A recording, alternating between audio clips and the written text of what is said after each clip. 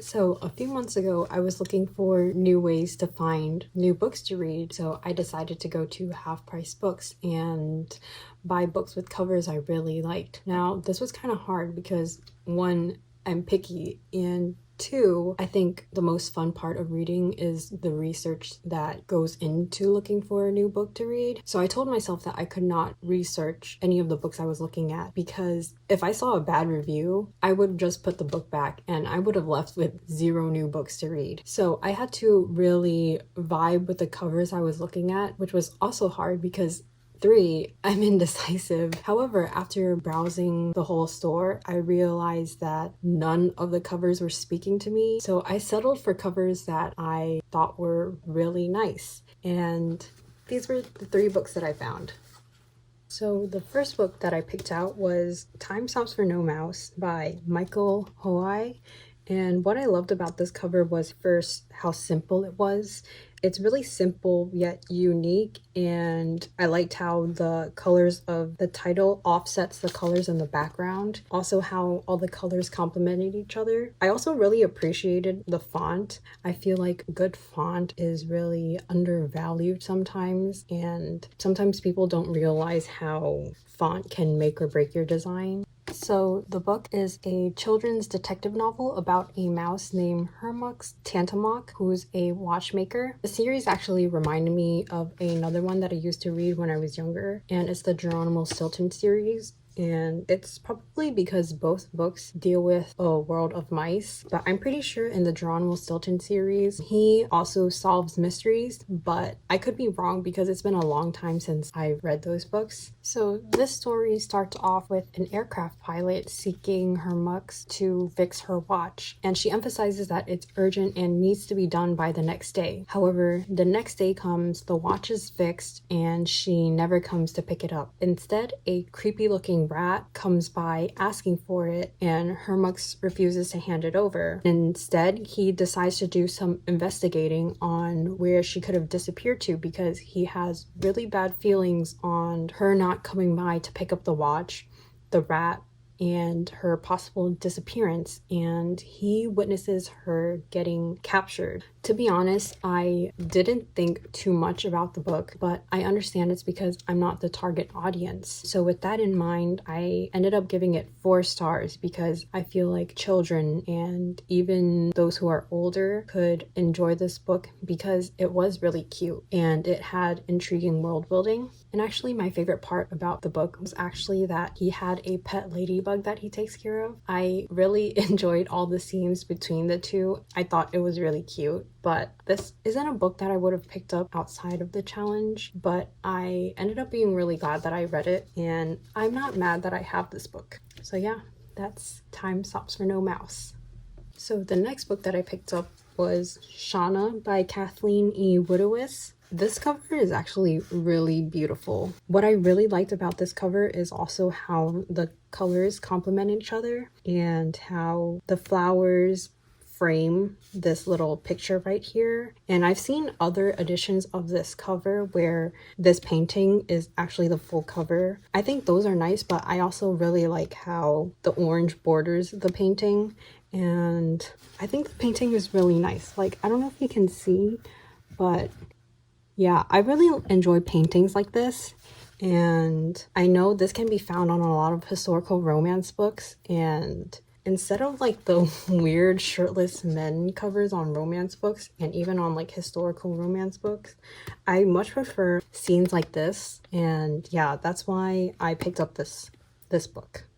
So prior to this, I had never heard of this author, but I Googled her when I got home and I read that she had a large impact on the romance genre, and according to Wikipedia, is credited with spawning the modern romance genre, becoming the first romance novel to follow the principles into the bedroom. And romance novels following her included longer plots and also more intimate and steamy sex scenes. Shanna was written in 1977, and it indeed did have sex scenes that were surprising to me, even though they're not on the same level as the ones in books written in today's time period. But honestly, I did enjoy this book. It left me with an appreciation for historical romances and bodice rippers. I think the only thing to keep in mind for anyone else wanting to read this book is that it was written in 1977, and so there are some parts that does not hold up well in today's time period, like the consent or lack thereof, which I think is why I had ended up giving it 3 stars. But other than that, I thought the story was pretty interesting, although really long.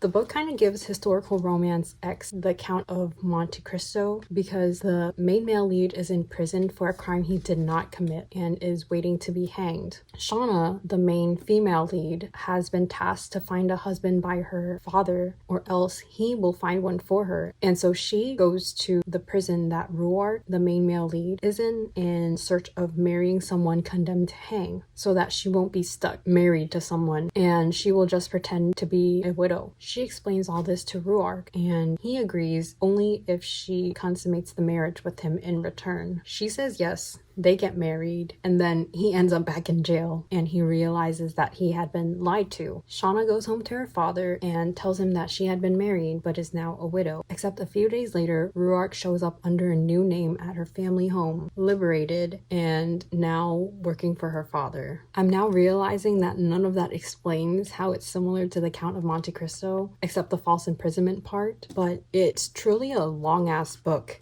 and all of that takes place later on, but the false imprisonment, along with the person who freed him and later tries to take advantage of him and sabotaging him with his boss, who is Shauna's father, all that leads to the resolution, and it's so satisfying, and it's probably the best part of the book. So yeah, that's Shanna. And I'm glad I got this book for the cover, but I'm not sure if I would read any of her other books just because it is a little outdated. So the last book that I picked up is The Practice of Deceit by Elizabeth Benedict, and the reason why I picked up this book is that the cover reminds me of the movie poster for Spencer, and I love that movie poster. It's one of the best movie posters that I've ever seen, and so when I saw this, I knew I had to get it. This is the only book out of the 3 that I haven't read yet because when I opened this book, this was the first line. The reasons I fell in love with my wife, Colleen O'Brien Golden, on December 30th, 1999. 1. Her chemistry. 2. Biology. 3. Seismology. 4. Elocation. 5. My deadbeat dad. 6. Her broken heart. 7. The milky breasts that covered it. I've already read some foul books by men that can't write women, so after reading that line, I was really scared to read this book, but I'm finally gonna do it for this video. Also, now that I'm making this video, I'm realizing that the author is not a man, so hopefully it's better, but I'm still a little bit scared. So I'm going to check back in once I read this book, and hopefully it doesn't turn out to be foul. So I finally finished reading this book, and it actually wasn't that bad.